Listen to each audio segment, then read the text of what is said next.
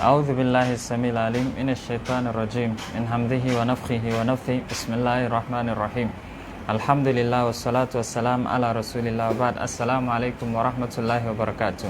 Wa'alaikum assalam wa rahmatullahi ta'ala wa barakatuh. Na mana barka da kasancewa ko dawowa shirinmu na sati-sati wato na alkitabu wa sunna na wannan kungiya mai albarka Muhammad Sanusi na Halifa Muhammad Sanusi na biyu reshen jihar Lagos.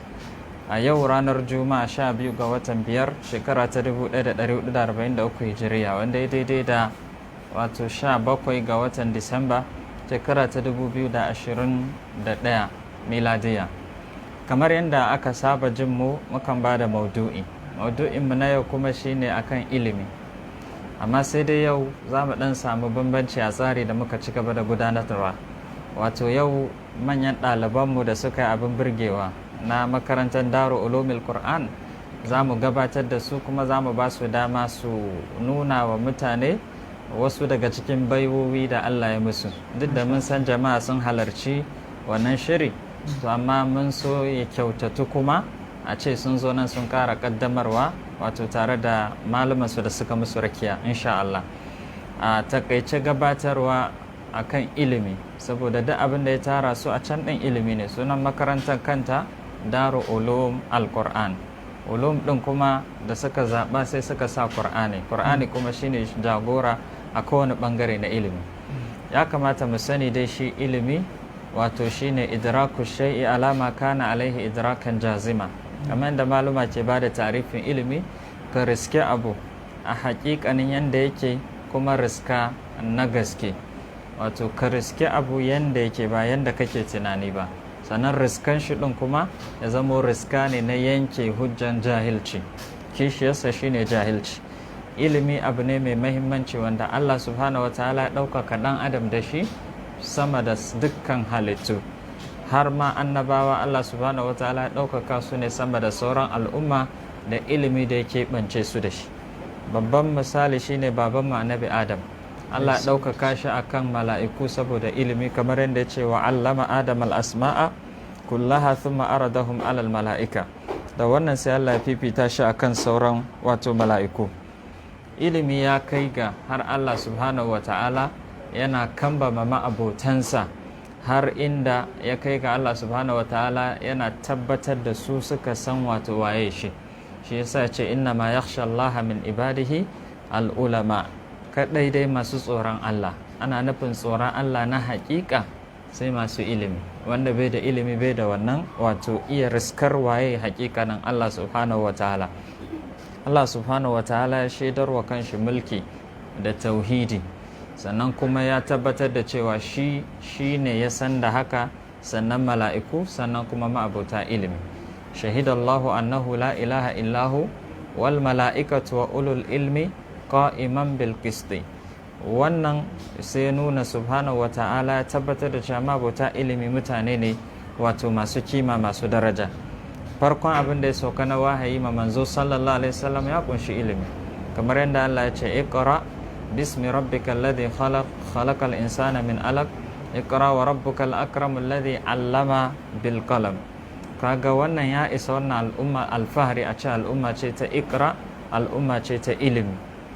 Ilimi na da fa'idoji da yawa, yana da faɗin falala, daga ciki akwai rashin daidaita masu ilimi da waɗanda suke ba masu ilimi ba, wato subhanahu wa ta'ala da yayi a bayaninsa wato na cewa hal yastawi alladhina ya'lamuna wal ladhina la ya'lamun. Allah subhanahu wa ta'ala ya nuna cewa shin ma'abota ilimi ma'abota sani za su daidaitu da waɗanda ba su da sani? Allah ya ce la yastawiyan, ba za su wato daidaitu ba. Ilimi kamar yadda muke ƙara faɗa wato abu ne wanda Allah subhanahu wa ta'ala ya nuna duk inda ka kai da ilimi kuma to akwai wanda yake gaba da kai a wannan ilimi din. Shi yasa Allah subhanahu wa ta'ala bayan ya sanar da Annabi Yusuf ilimin fassarar mafarki, sannan kuma ya ɗaukaka shi da matsayi a gurin wato sarki na wannan gari na lokacin, ya ɗaukaka shi da ilimi a sama da 'yan uwansa, sai Annabi Yusuf ya barrantar da kansa cewa dukkan waɗannan abubuwan da ya yi wato ya yi su ne ba da dabarar kansa ba da wayansa ba. Shi sa Allah subhanahu wa ta'ala bayan ya koro kissa tasu sai Allah ce wa fauqa kulli dhi ilmin alim. Annabi Khidir da annabi Musa sun yi tafiya ta ilimi, da suka yi wannan tafiyar shi ma ƙarshe annabi Khidir ya karantar da annabi Musa abubuwan da ya sani na ilmin ladunni. A ƙarshe shi ma sai tabbatar masa da cewa duka waɗannan abubuwan fa da ka ga nayi wa ma fa'altuhu an amri, ban yi shi ba daga karan kaina, wato abu ne wanda Allah subhanahu wa ta'ala ne sanar da ni. Duk ilimin mutum kuma ana so ya yawaita neman ilimi da ƙari. Shi yasa Allah ya umarci manzo sallallahu alaihi wasallam da cewa wa qur rabbi zidni ilma, kuma ka ce ya Allah ka kare ni da ilimi. Ya isha alfahari ga mutum inda Allah subhanahu wa ta'ala ya siffanta kanshi da al-alim, mai ilimi. Allah shine ma'aboci ilimi. To muna fatar abubuwa da zamu yi a wannan gabatarwa da zamu yi da karatu da su waɗannan manyan ɗaliban namu za su gabatar da kuma sauran bayanai da shi halifa zai yi, muna fatar Allah ya kare mu da ilimi da muke da shi. Allah subhanahu wataala kuma ya albarkace mu da wannan ilimi. Allah subhanahu wataala kuma ya sa mu amfani kanmu, mu amfani al'umma, kuma ya zama sanadin tsira a gare mu. Zan sarara a nan halifa, bismillah zai daura insha Allah. Alhamdulillah, alhamdulillah wahidul ahad samad الذي لم يلد ولم يولد ولم يكن له كفوا أحد والصلاة والسلام على سيدنا ونبينا وشفيئنا محمد صلى الله عليه وسلم وعلى آله وأصحابه ومن تبعهم بإحسان إلى يوم التناد. وبعد أحييكم بتحية الإسلام وهي تحية الأهل الجنة في الجنة، وهي السلام عليكم ورحمة الله تعالى وبركاته. وعليكم السلام ورحمة الله وبركاته. الحمد لله دكان godiya tabbata ga Allah ubangijin talikai mai kowa mai komai wanda ya ba mu ikon kasancewa a wannan bagire mai girma don ci gaba da ainihin gabatar da shirin nan namu da muke mai albarka, shiri wato mai taken sunan alkitabu was sunna, wato bi ma'ana yanzu muka saurari alkitabu kenan daga bakin Sheikh Ibrahim Yalwa Alkisa'i, Allah ya saka masa da alkhairi, ya kawo mana ayoyin alkur'ani wanda yake mana bayani game da ilimi, dan da yake a duk sati muna daukan maudu'i akan abin da zamu tattauna akai, da zamu dan wa'azartar da kanmu da kuma yan uwa su ainihin ji wayannan bayanai. To kuma maudu'in mu ta wannan sati sai ta daidai da maganan ilimi, wanda insha Allah ba za mu tsawaita bayanai bai wannan satin saboda muna tare da wasu manyan bayan Allah, manyan baki waɗanda suka yi rawan gani a gurin ɓangaren ilimi. Shi yasa muke so mu ba su dama yau su gabatar da wannan shiri, kuma Allah ya ƙara musu ilimi albarkacin sayyidina Rasulullahi sallallahu alaihi wasallam. To abin da zan ce a nan shine bayanin ilimi abu ne mai yalwa, mai faɗi, yana da faɗi sosai, wanda Sheikh ya gaya mana farkon ma abin da aka fara saukar da alkur'ani shine iqra, da Allah ya umarci annabi sallallahu alaihi wasallam. To kaga yi karatu, kaga ilimi kenan, maganan neman ilimi kenan. Saboda haka anan abin da zan ce a dage da neman ilimi, wanda annabi sallallahu alaihi wasallam yana gaya mana, yana cewa utlabul ilma walau bisin, ku nemi ilimi ko da a bangon duniya ne, can kasan China kenan a yanzu. Kuma yake gaya mana da labal ilimi faridatan ala kulli muslim wal muslimat, neman ilimi farilla ne akan dukkan musulmi da kuma musulma ta mace. Ko kaga kenan ba a dauke wa kowa ba, a nemi ilimi, dan da neman ilimin nan ne za a san Allah, a bauta masa. Ya ce ta'arifuni qabla an ta'buduni, ku sanni kafin ku bauta min. To yaya za a san Allah? sai an je makaranta, sai an je ga maluma sun ƙara mana ilimai.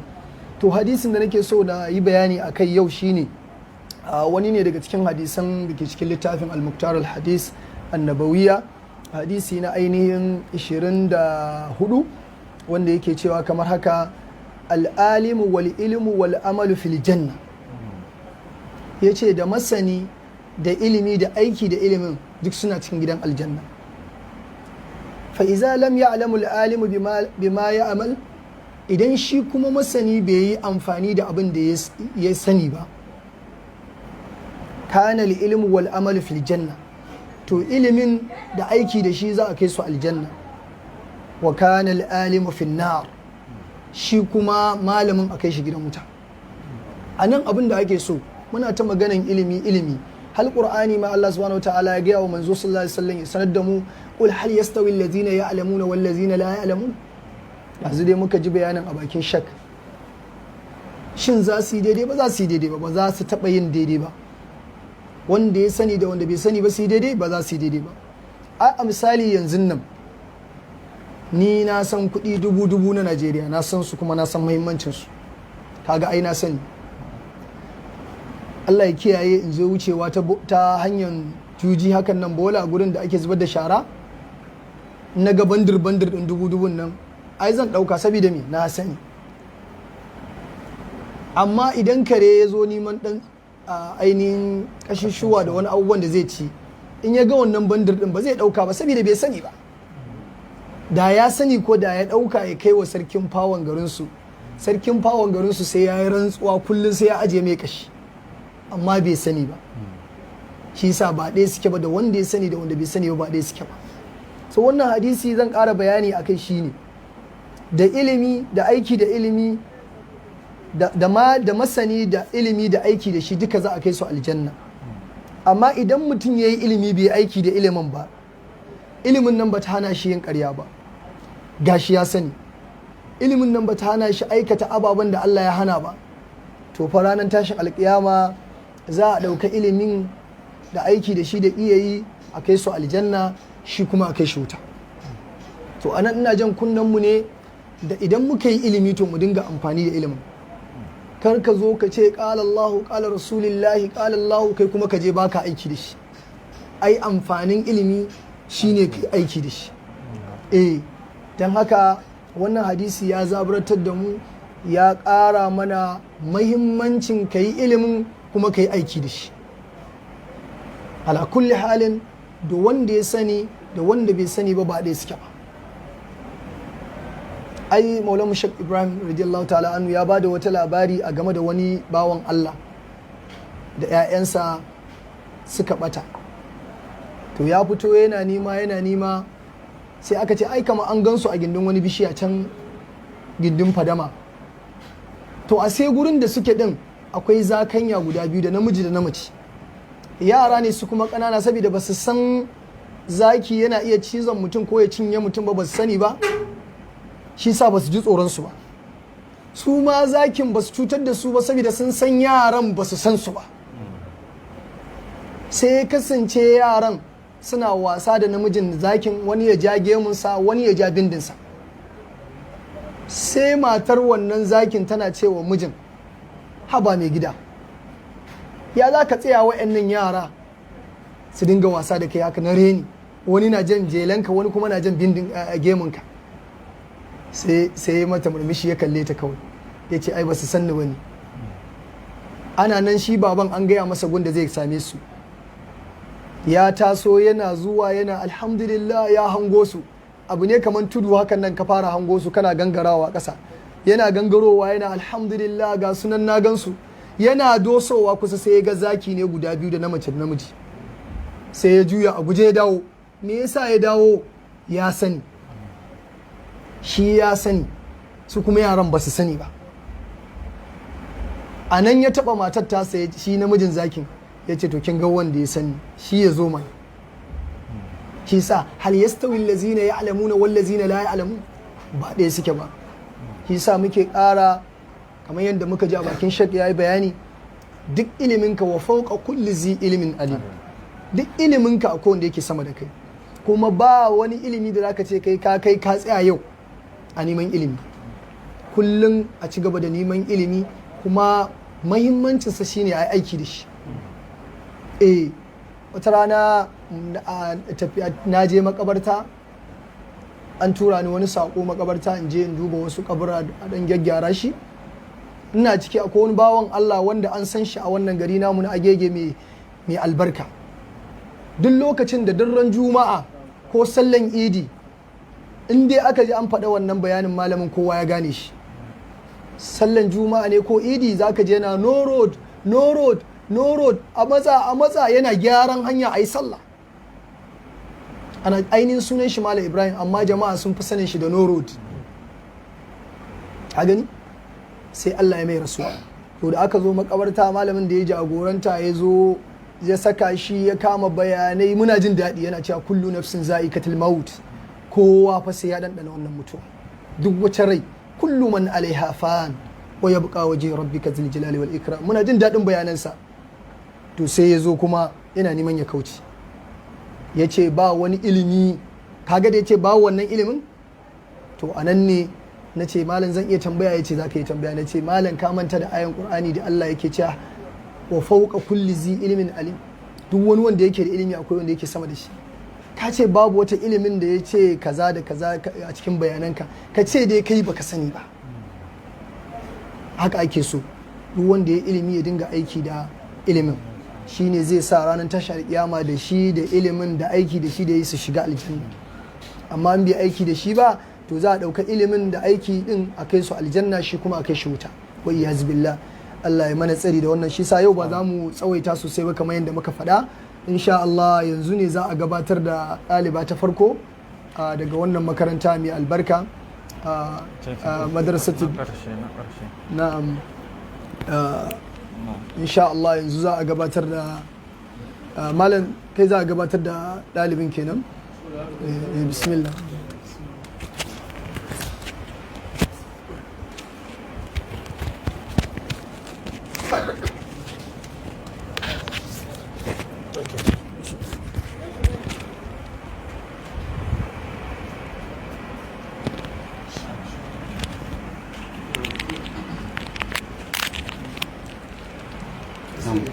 أعوذ بالله السميع العليم من الشيطان اللعين الرجيم بسم الله الرحمن الرحيم. نعم gurguje bayan sallama assalamu alaikum wa rahmatullahi ta'ala barakatuhu. Muna jinjina da gaisuwa ga sarkinmu, Allah ya kara masa lafiya da tsawon rai, sannan manyan malamanmu da suka gabatar mana da karatu akan fada'il na ilimi da kuma ba iya ilimin ba aiki da ilimin. Allah ya saka musu da alkhairi, kuma Allah ya ba mu ikon aiki da abubuwan da suka faɗa. Da farko dai muna godiya ga wannan tafiya, wannan foundation, wannan gidauniya ta khalifanmu na Najeriya gaba ɗaya, Halifa Muhammad Sanusi na biyu, wanda kusan abubuwan da malamanmu suka faɗa shine ke ƙoƙarin ɗabbakawa, shine yanda za a sa ilimi ya yi wato ainihin yawo a cikin ɗalibai, a ƙara wa ɗalibai himma da wato sauransu. To wannan competition da aka yi na Daru Got Talent, wanda wannan foundation ta Sarki Sunusi ta ɗauki nauyi,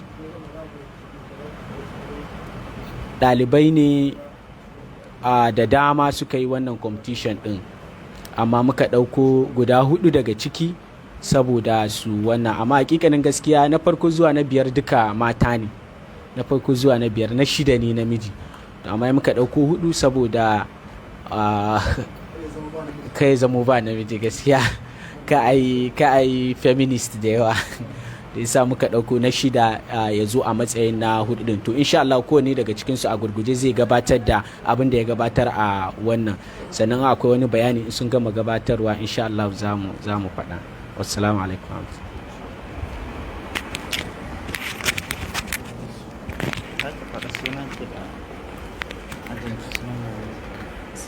Assalamu alaikum wa rahmatullahi ta'ala wa barakatuh. Wa alaikum assalam wa rahmatullahi wa barakatuh. Ismi Asnatu Suleiman. Na zo mai caji 3. Assalamu alaikum wa rahmatullahi ta'ala wa barakatuh. Sunana Aishatu Muhammad daga Ula Tauji. Assalamu alaikum wa rahmatullahi ta'ala wa barakatuh. Sunana Aminatu Abdulkadir daga Ula Idadi. Assalamu alaikum wa rahmatullahi ta'ala wa barakatuh. Sunana Usman Nusha rubutu. Na zo walkici Salisa Idadi. Allah ya saka muku da alkhairi, Allah ya kara ilimi albarka.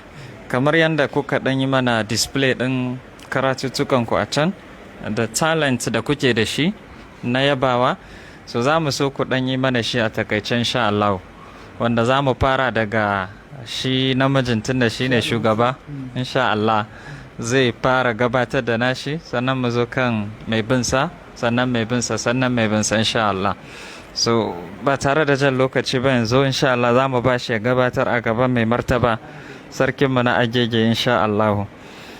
Na'am, bismillah. Assalamu alaikum warahmatullahi ta'ala wabarakatuh. Wa alaikum assalam wa rahmatullahi ta'ala. Sunana Usman Nusha rubutu. Zan gabatar da kasidan Sautu Safiyul Bulbuli.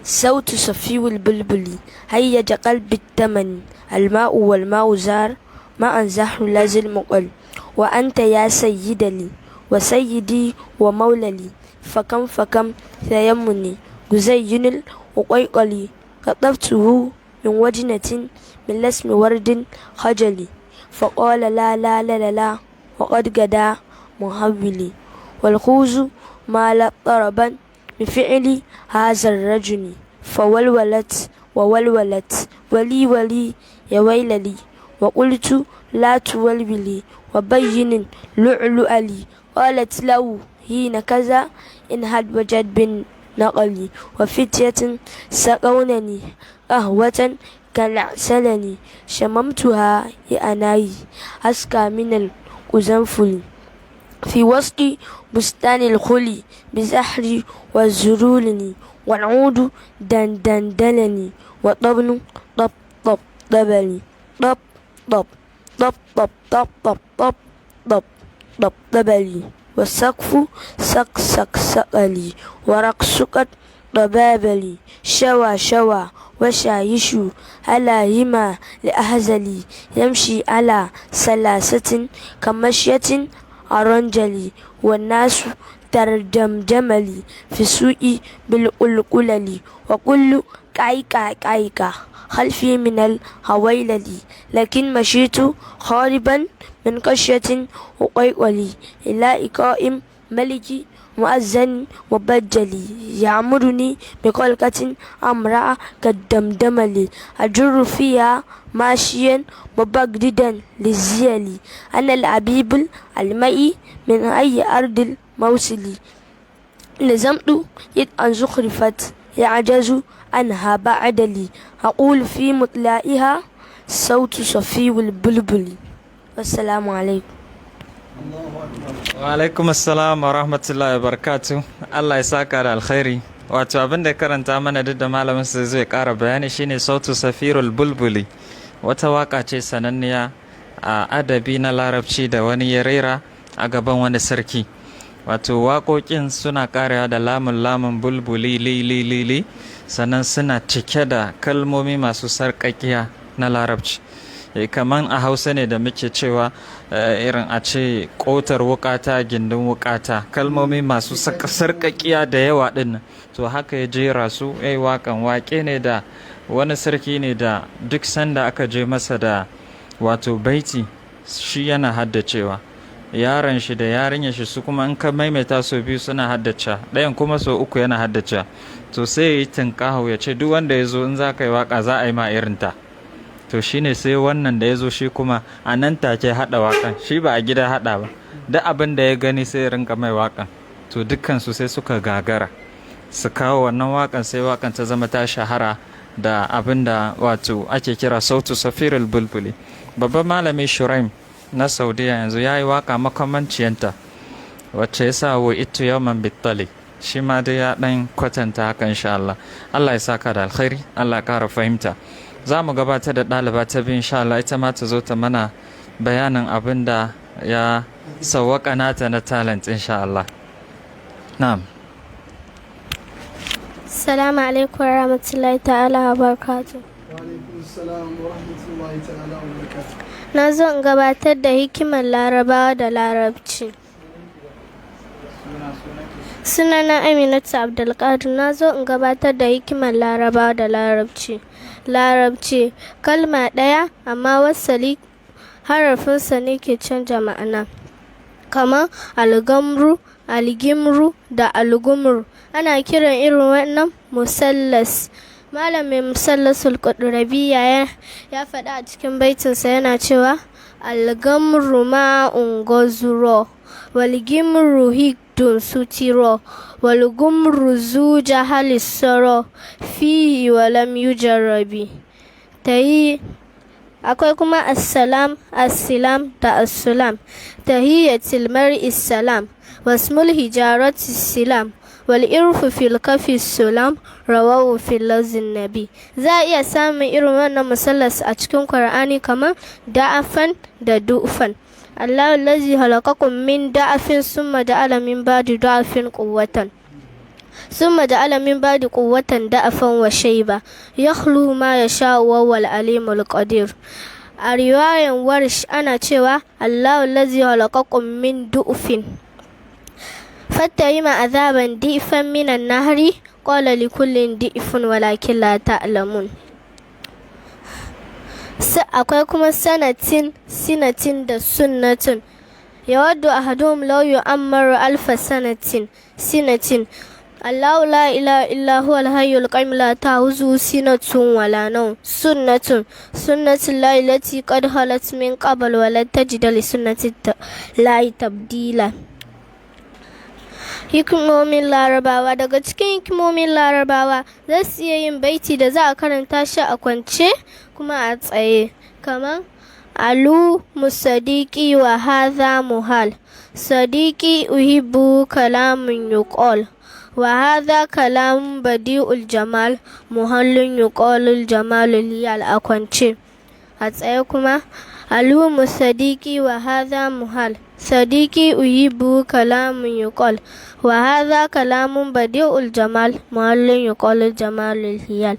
ألوم صديقي وهذا محال ألوم صديقي وهذا محال صديقي أحب كلام يقال صديقي أحب كلام يقال وهذا كلام بديع الجمال وهذا كلام بديع الجمال محل يقال الجمال الهيال محل يقال الجمال الهيال. صدق الله. Allah ya saka da alkhairi.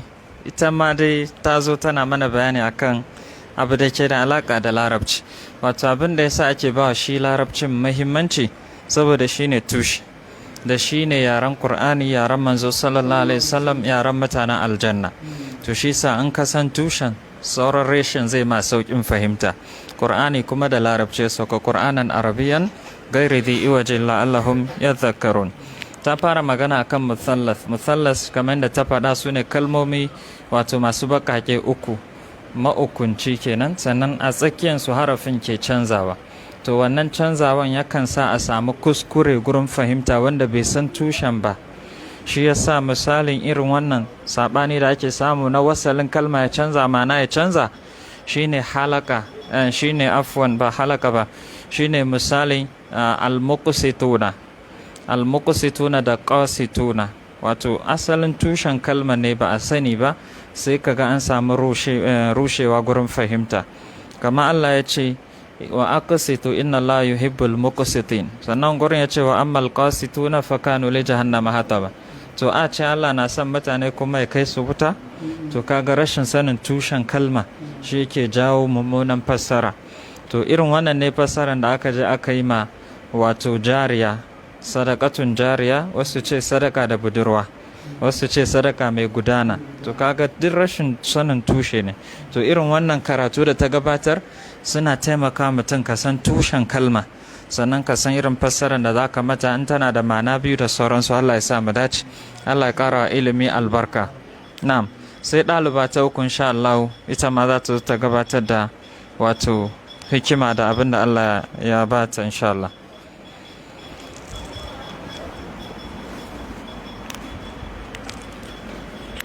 Assalamu alaikum wa rahmatullahi ta'ala wa barakatu. Sunana Aishat Muhammad. Zan gabatar da suratul Takwir amma ta baya-baya. Bismillahirrahmanirrahim.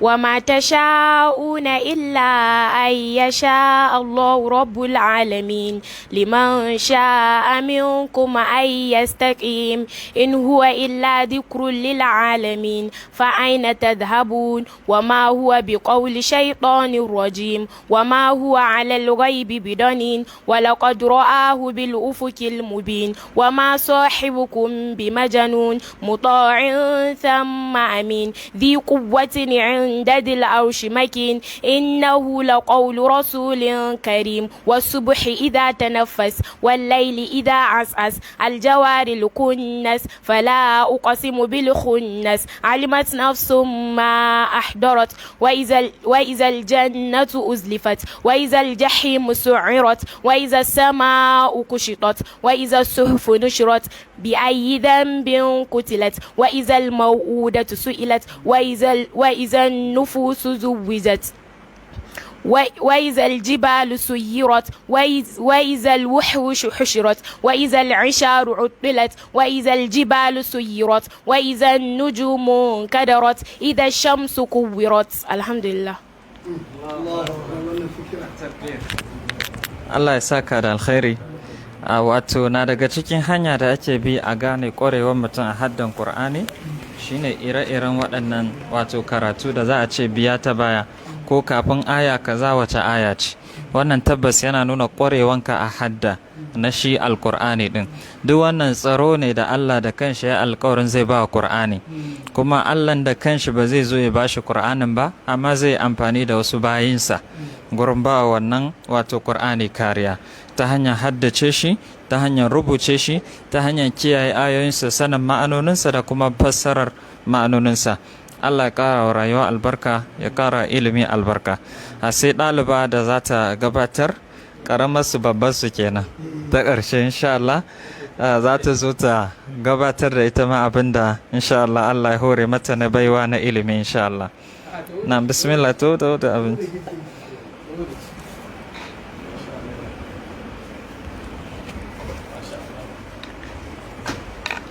Assalamu alaikum wa rahmatullahi ta'ala wa barakatuh.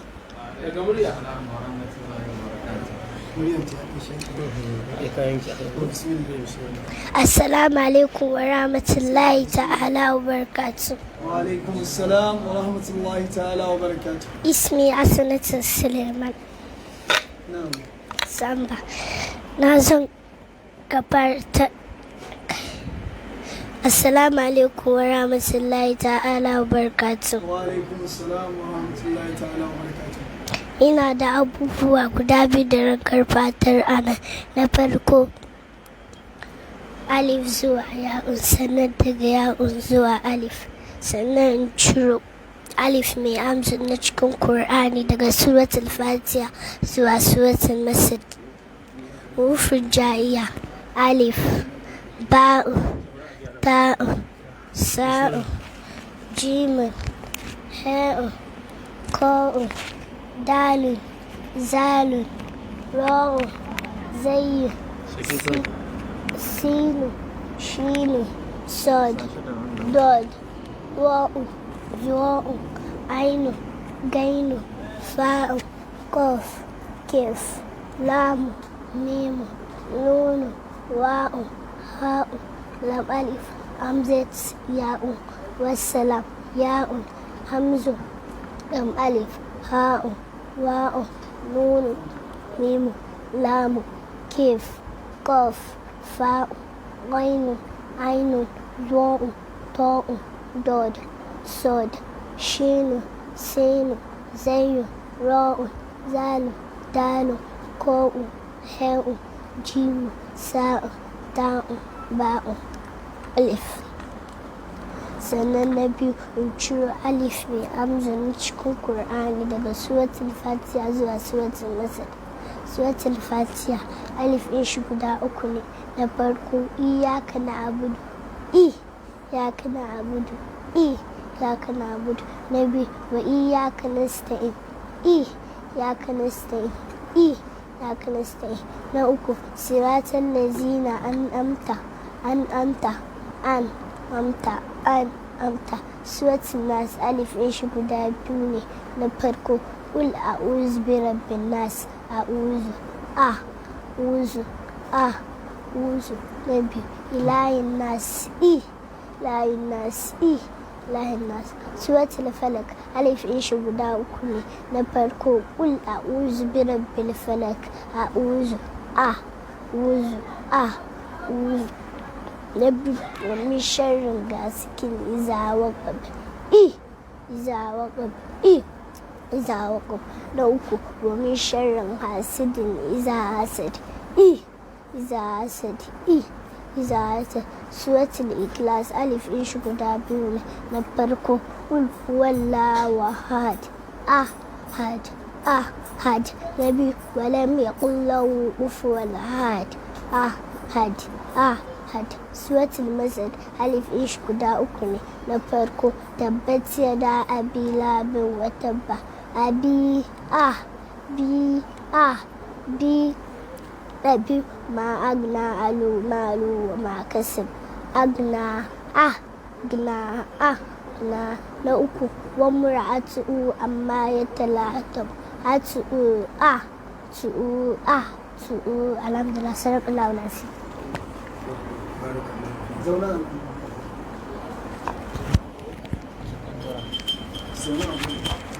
Wa alaikum assalam wa rahmatullahi wa barakatuh. Allah ya saka da alkhairi.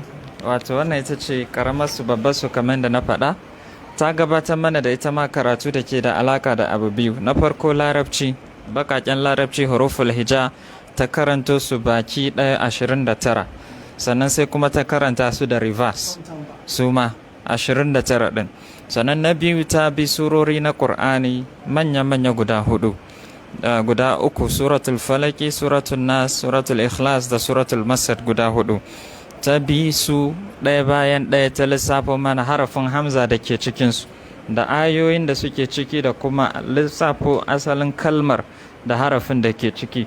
Wannan shine abin da ake bukata ga mai karatun Qur'ani, yayi tadabburi shine tintintini game da hikimar Qur'ani, balagarsa, sakon da ya kunsa. Allah ya ja hankalinmu mai haka, kitabun anzalnahu ilaika mubarakun liyadabbaru ayati afala yatadabbaruna alquran walau kana min indi ghairi Allah lawajadu fi ikhtilafan kathira, da kuma walau kana min indillah min ghairi Allah lawajadu fi ikhtilafan kathira da am ala qulubin akfaluha. To anan ta ja hankalinmu hamza nawa ne, to muka san wannan zai taimaka mana gurin wani hango wata hikimar.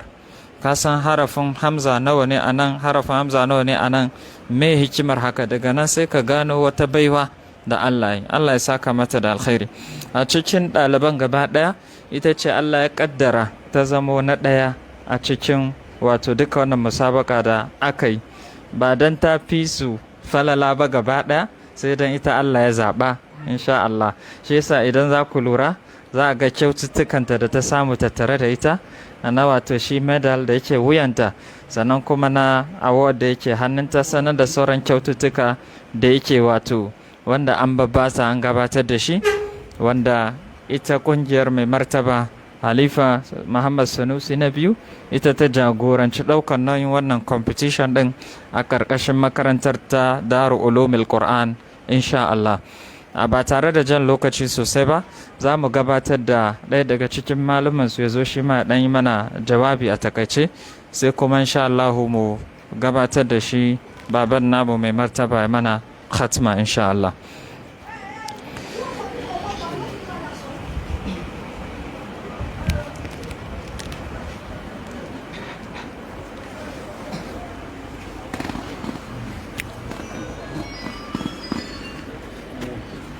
Assalamu alaikum wa rahmatullahi ta'ala wa barakatuh. Na'am.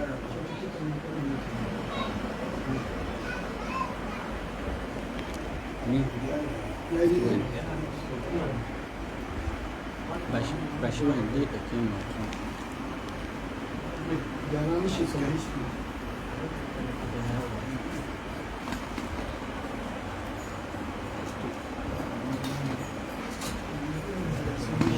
Na'am. Da farko dai muna ƙara godiya ga mai martaba sarkinmu na Agege, wanda duk wannan baiwa da basira da aka gabatar a ƙarƙashin inuwarsa ne, a ƙarƙashin lemansa ne, a duk wani ci gaba da wata makaranta ko wasu jama'a da su faru da su samu agege duka albarkacinsa ne. Allah ya saka masa da alkhairi, Allah ya kara masa yawancin rai.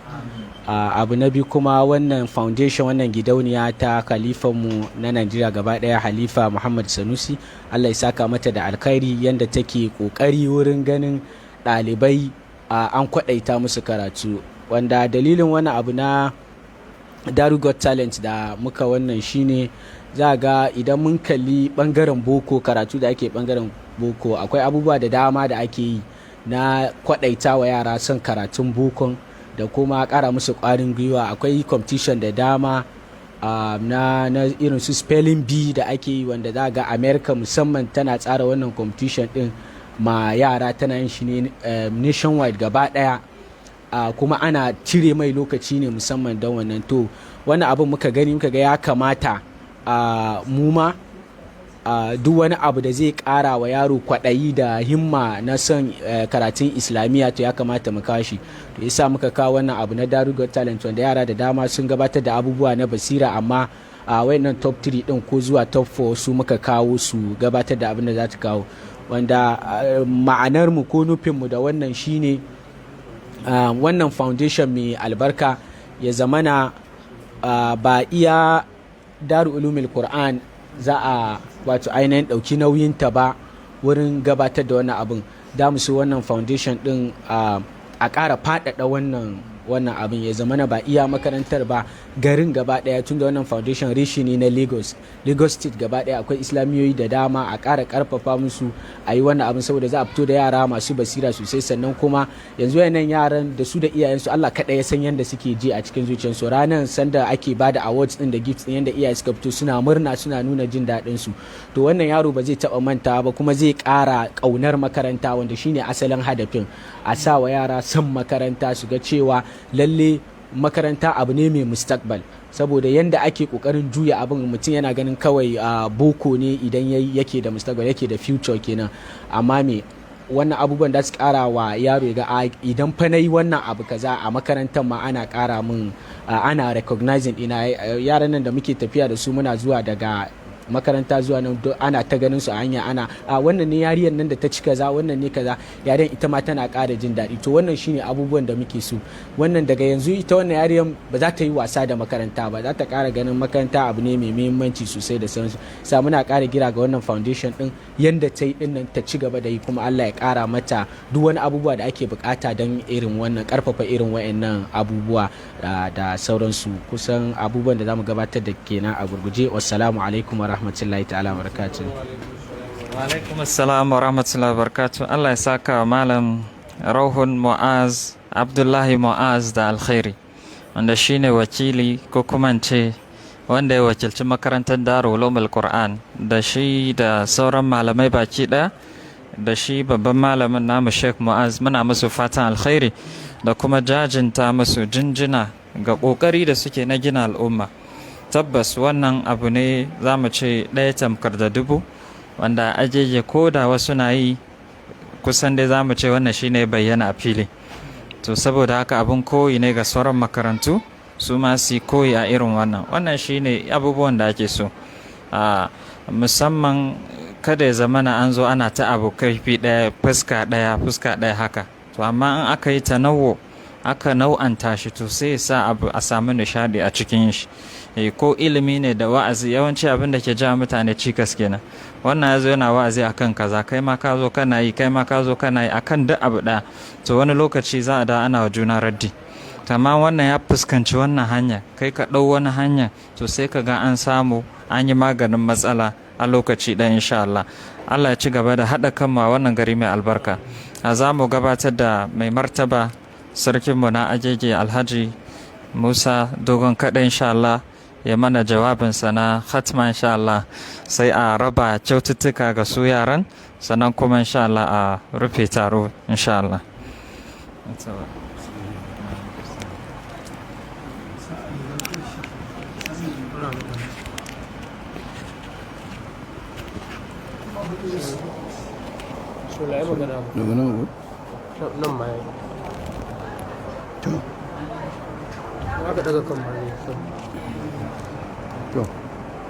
sallu ala nabiyil karim.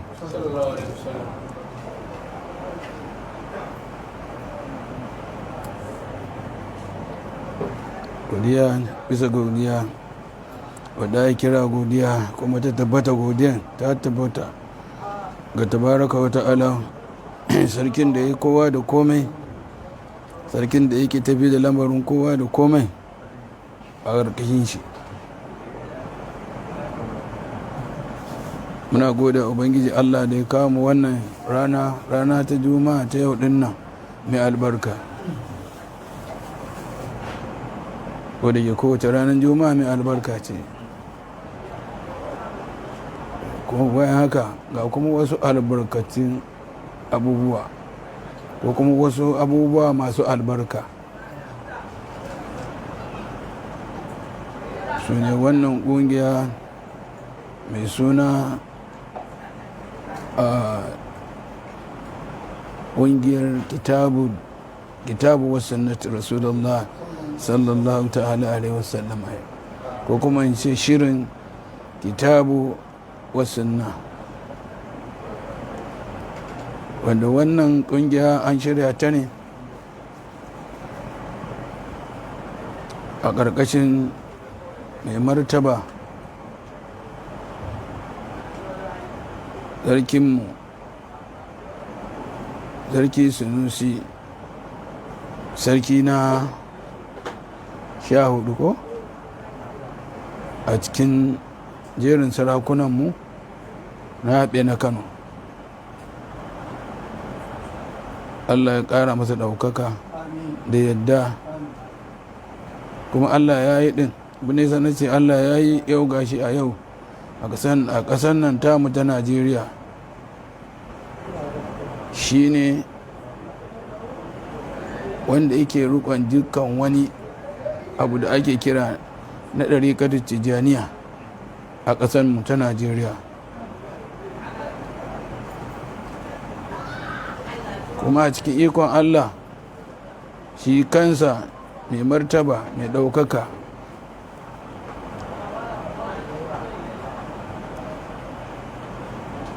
wanda abin dogara ne a cikin lamarinmu na yau din nan na duniya ga musulunci.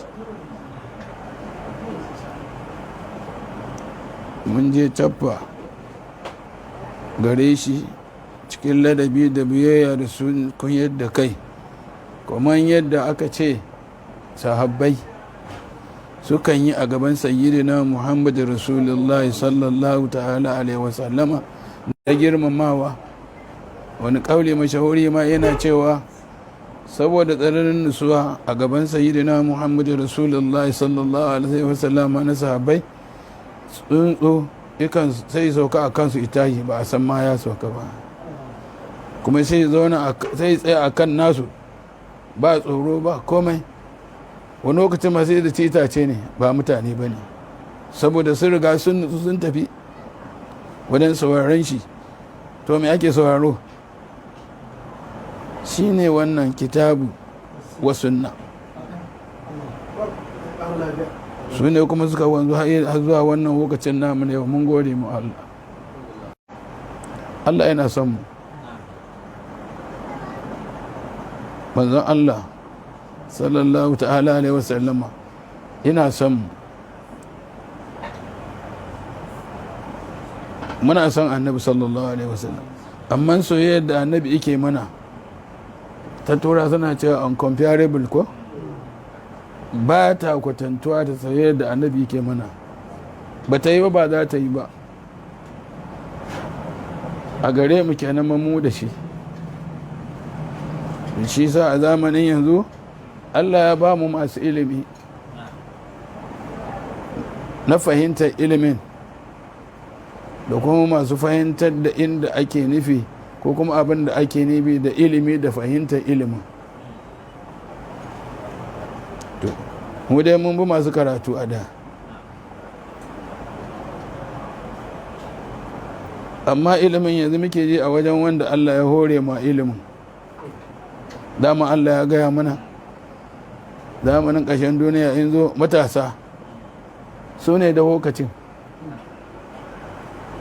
to amma ya kamata alhamdulillah ta wasu da wa'annan malaman da ake kira matasa mu fahimci abin da ake nufi in zamanin ƙarshen duniya ya zo matasan ne suke da wannan lokacin.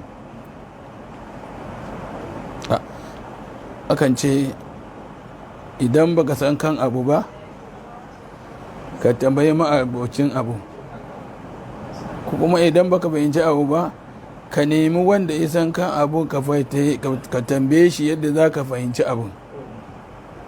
To amma akwai abu daya, mun gode mu Allah, kada a yi hali irin na Abu Jahali, Allah kiyaye mu,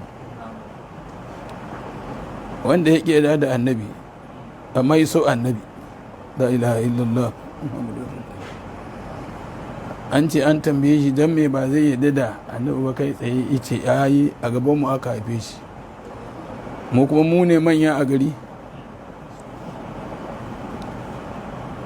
To in kai ne babba a gari a lokacin da kake lokacinka na rayuwa a duniya, ai akwai wanda ya girme ka ko kai kuma ba annabi ba ne, amma ya nema ladabi saboda kai shugaba ne, ba ka tunanin wannan? To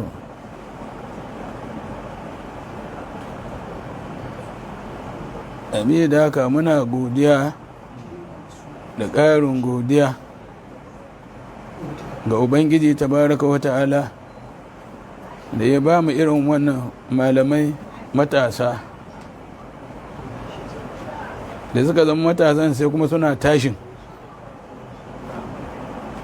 sai Allah ya ba su automatic fuka-fiki wanda baya kadewa, bari a ce ya tsufa ya cire. To Allah ya saka muku da alheri, Allah ya tsira da ku insha Allah daga kalamin nan da ake cewa zamani zai zo karatu zai yawa amma ba a amfani da shi. To insha Allah ba za ku ga haka ba, mu ma da muke tare da ku ba za ku ga hakan ba, saboda yanzu a kalamin ma da kuka kawo mana wannan abin baya cikin zuciyarku, bari har ku tunanin haka.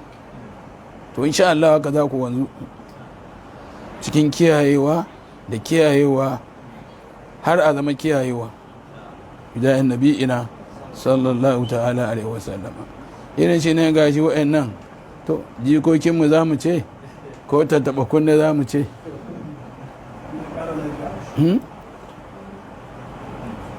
Bahaushe kan ce wai idan aka yi ma wata kyautas sai ka rasa yana za ka gode.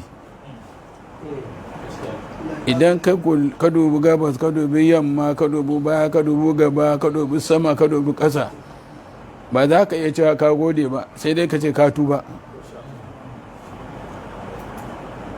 To hakan ma dole ne mu ce mun gode mu Allah, saboda mu dai mutane ne, kuma Allah ya ce bai halitti mutum da aljan ba sai dan su bauta masu.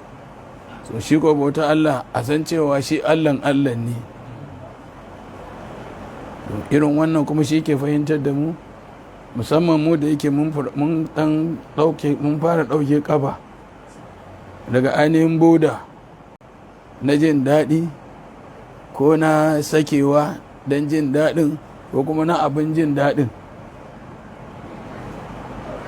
ko ba haka ba. Kuma insha Allahu da mu da ku idan muka ta ajiye kafan, za mu ajiye kafa na inda za mu ce alhamdulillahi alladhi hadana li hadha ku wa ma kunna. Ku ne malama insha Allah, dukkan da waɗanda muke tare da su akan zami. Allah ya saka da alheri, Allah ya tabbatar da alheri gare mu, su kuma waɗannan yaya namu muna kare musu addu'a, kuma za mu ci gaba musu addu'a, saboda wannan addu'a an yi mana ne ta yi aiki, ta yi sarihi. Ba na manta a wani lokacin wallah ko bacci ne na farka sai yana tuna da Iyas radiyallahu ta'ala anhu, na wannan kalamin da yake ɗauka garin Agege da Kano. to kuma Allah ya nuna mana gashi ko wayannan almajirai namu, ‘ya'yanmu, jikokinmu, to iyayenku sun fi mu munna, amma min kuma muna ganin za mu fi su tutiya da ku. Allah ya muku albarka, Allah ya muku albarka, Allah ya muku albarka. Kowane harfin da kuka karanta na wannan karatun da kai Ubangiji Allah ya amfana muku shi, Allah ya amfana muku shi.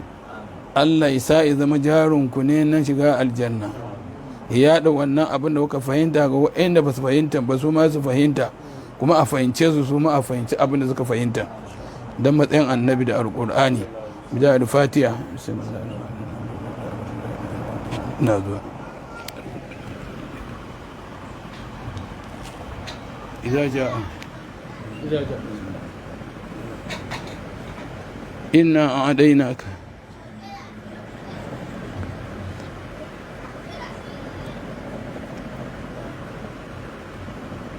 صلاة الفاتحة.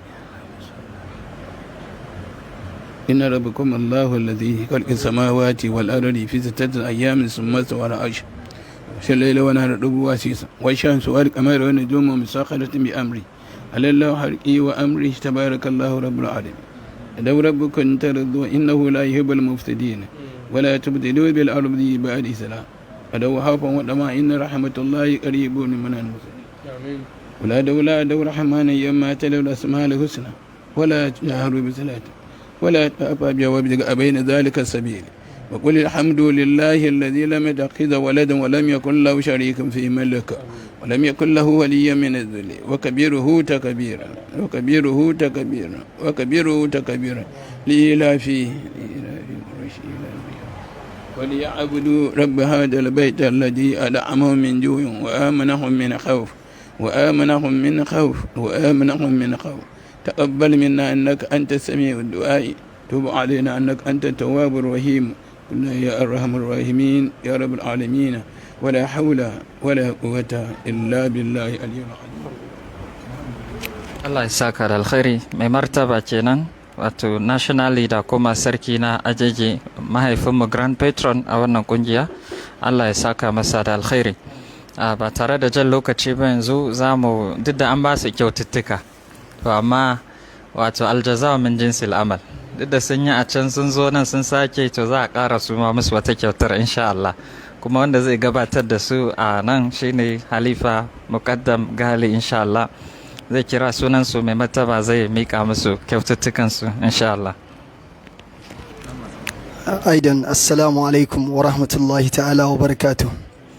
Alhamdulillah wallahi mun yi farin ciki da wayannan bayin Allah da suka zo wannan fada mai albarka don gabatar da wannan karatu da suka yi, kuma Allah ya saka wa maluma da alkhairi, especially shi sayyidi malam rahu, Allah ya saka da alkhairi da sauran maluma da kokarin da suka yi. Wato almuhim yanzu abin da aka umarce ni na gabatar shine akwai kyaututtuka, wannan daga sarki ne na musamman. Wannan kyautan da za a baku sarkinmu ne mai albarka, sarkinmu sarki Alhaji Musa Muhammad Dogon Kadai na wannan gari mai albarka na Agege, kuma sirrinsa shine sarki na 7 kuma sirrin Fatiha aya 7. shi yasa zai baku da Qur'ani da kuma wani envelope, ba wanda ya san abin da ke ciki sai Allah mahaliccinmu, sai shi da yi shirin wannan lamari. Allah ya saka masa da alkhairi. To ku ga irin wannan sarki da Allah ya bamu a wannan gari mai albarka, wanda shi kullum kokari yake ga an haɗa kai an tafi ɗaya. To kaga lallai abu ne na farin ciki. Yanzu ba tare ɓata lokaci ba, zan kira sunayen wayannan bayin Allah.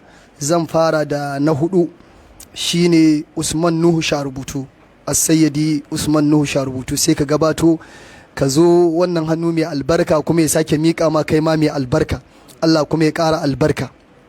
Masha Allah, gashi nan yanzu sarki zai bashi wannan alkur'ani da kuma wani envelope, wato wannan ƙari ne kan ƙari, ziyada kenan, lillazina ahsanul husna wa ziyada. Wannan ƙari ne.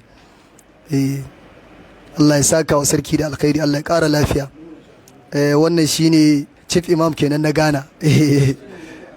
masha Allah, ka gani alwaladu sirri abi jika ne kuma dama na can shaksha rubutu. Masha Allah, barakallahu fik.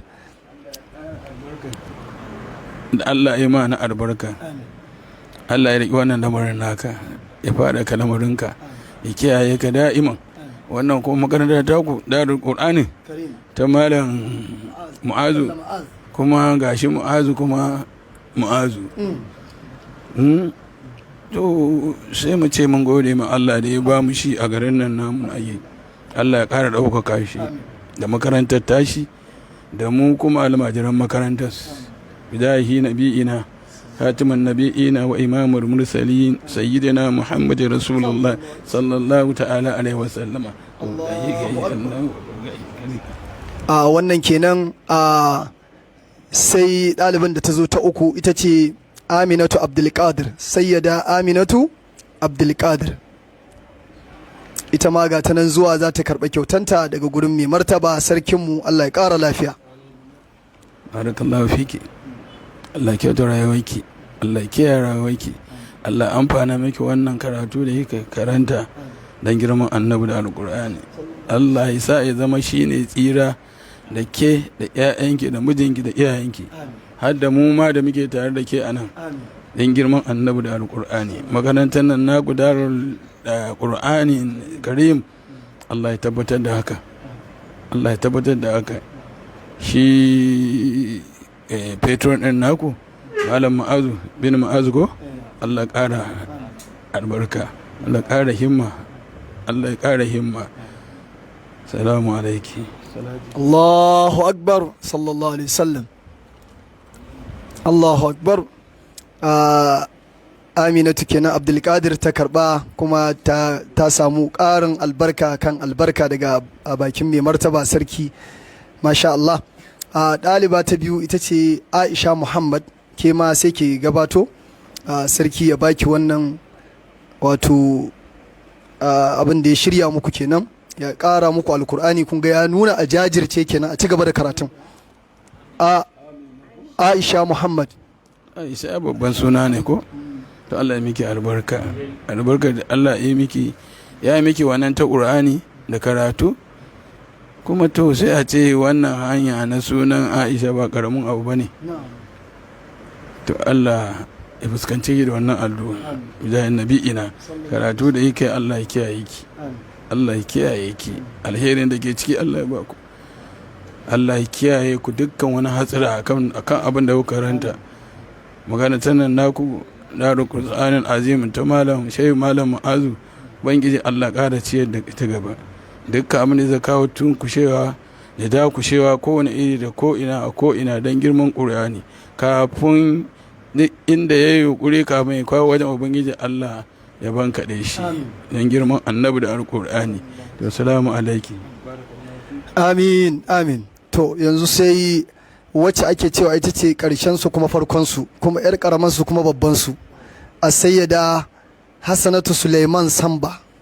Sai ki so gaban mai martaba, ga kayan kyaututtukan kinan wanda sarki ya ƙara miki bisa ƙari bisa ƙari.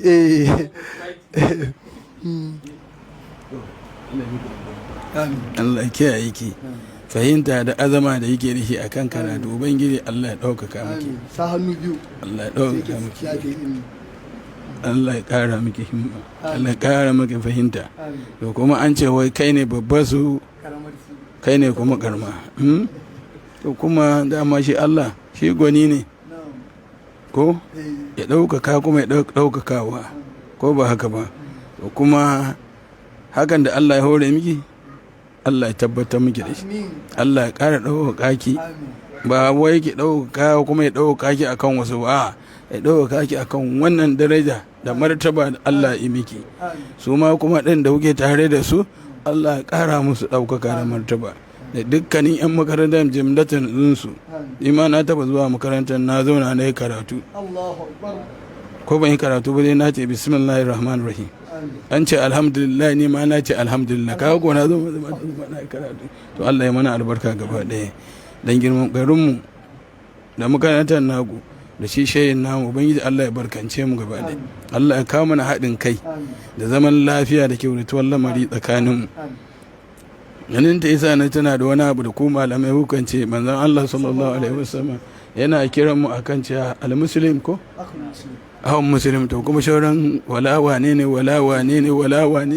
ko ka sani kada in je faɗi kuma in kauce ko ba haka ba. Da mu da ko Allah ya bula murin namu da ali hakan kuma Allah ya sa mu rike haka mu zama tsintsiya madaurin ki daya. Allah ya mana haka, Allah ya ba mu fahimta, saboda mai zamani ya tafi da ke cewa kullum man alaiha fahan to ga tanan ta zo yanzu yana daga cikin abubuwan da za mu ji tsoro irin waɗannan gasu a gabanmu da an ce waccan sai a ce wannan karamin yarinya za ku da ita, to ba san sirrin layi ba ne. Allah kuma har yanzu da ake cewa to Allah ne baya wahayi amma kuma daraja da albarka ubangiji Allah ina nuna mana har yanzu da yake akwai wani ƙarin kyauta da aka bata ranar, to shi ma ana son ka rike ka sa mata ƙara mata albarka a kai.